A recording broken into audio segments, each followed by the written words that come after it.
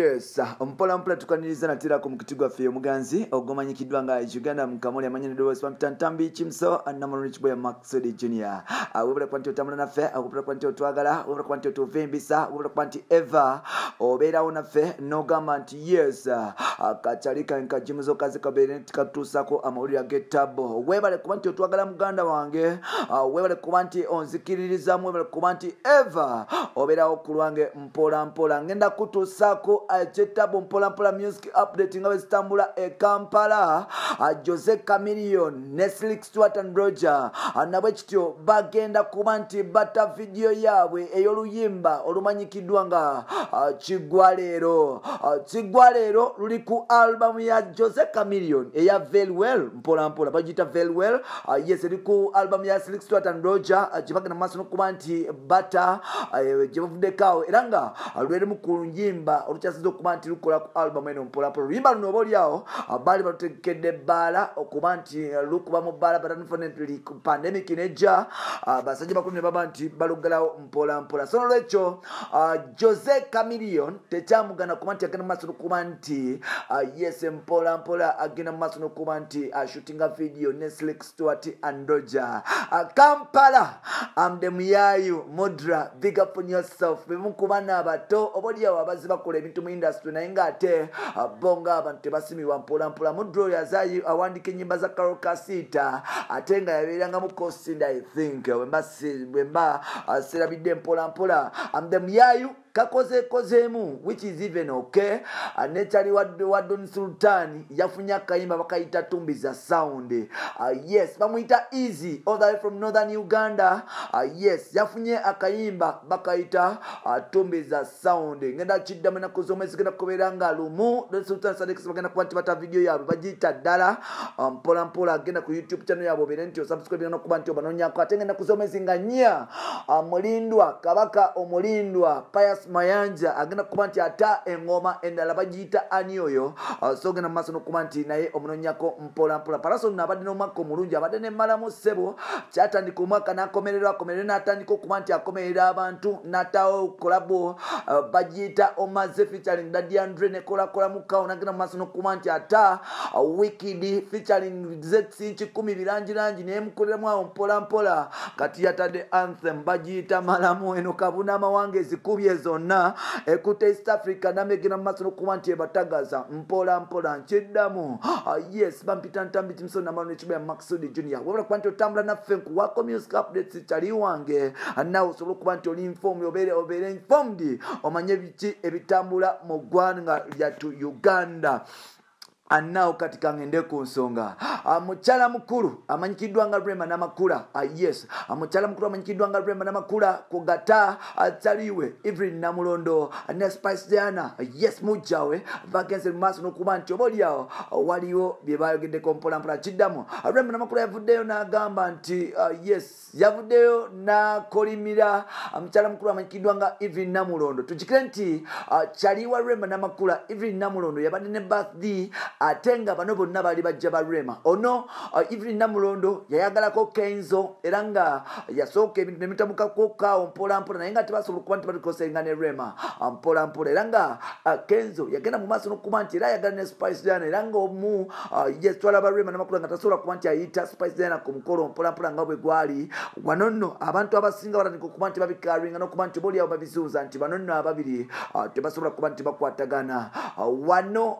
Yes, ku birthday party twalabye ebifaananyi nga Evelyn Namulondo ayise Mami Irene Namatovu kogata ne Hajara Namukwaya oba Baby Spice. Yes, ku party mpola mpola. Wow. Rema Namakula yavudde n'agamba nti no I'm feeling jealous.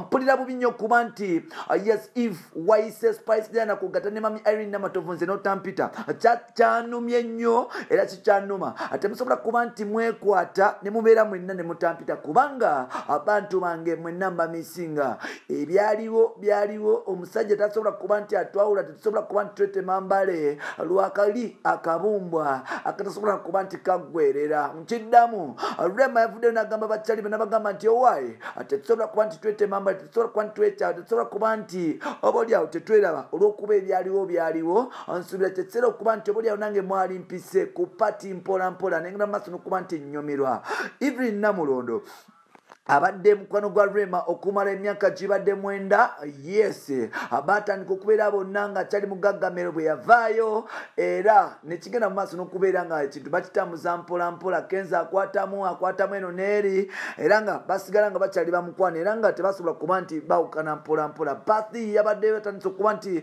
yayogeza abantu bannayuganda obwama era nga bantu bangi abavuddeyo ne bawishinga yes Evelyn Namulondo yes birthday mpolampola Rema y'omu ku bakyala abali hambo ate nga y'omu ku bakyala ba celebrity obaolyawo abantu abasinga bwe bagamba mbu talina mpisa mutalina mukwano talina ki naye nga ate asobodde okuba nti yawangaala ne Eve ebbanga lyonna batambula bonna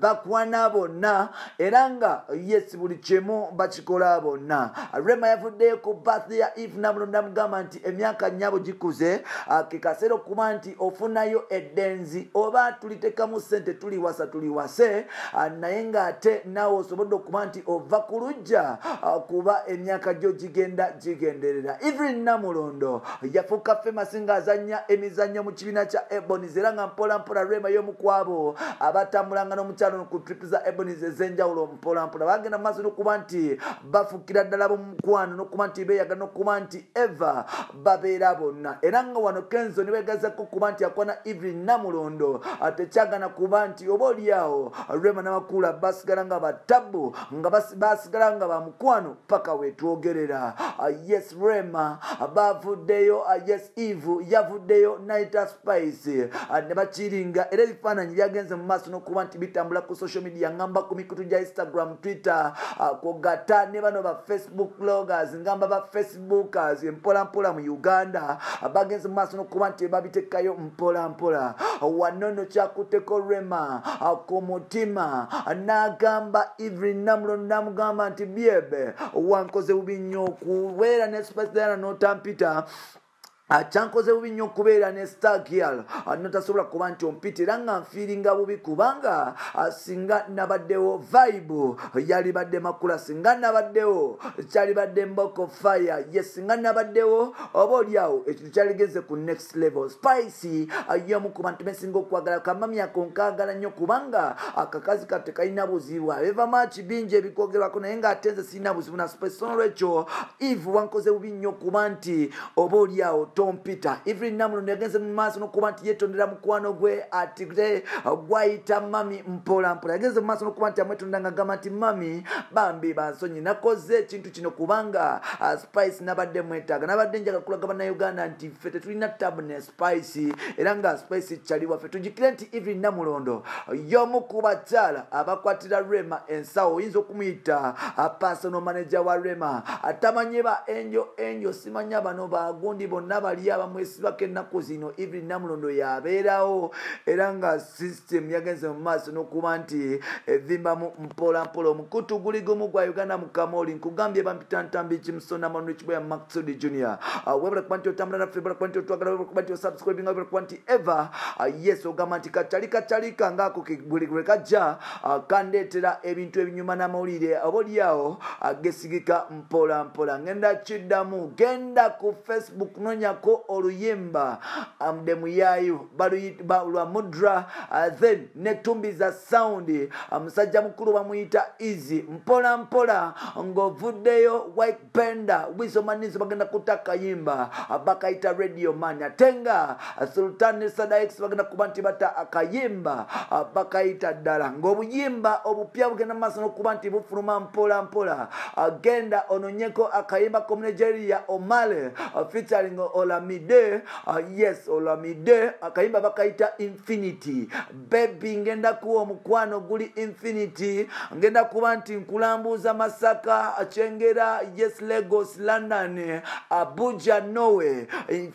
Infinity ngenda kuwa mukwano gobayita yes Onasula, ngenda kuwa mukwano ogenda kuba nti gutikuza yes obafuso batata kubanga ne mukibo tekusobola kuba nti gugendamu. Bakaita Infinity Omali featuring Olomide bonno ba Nigeria.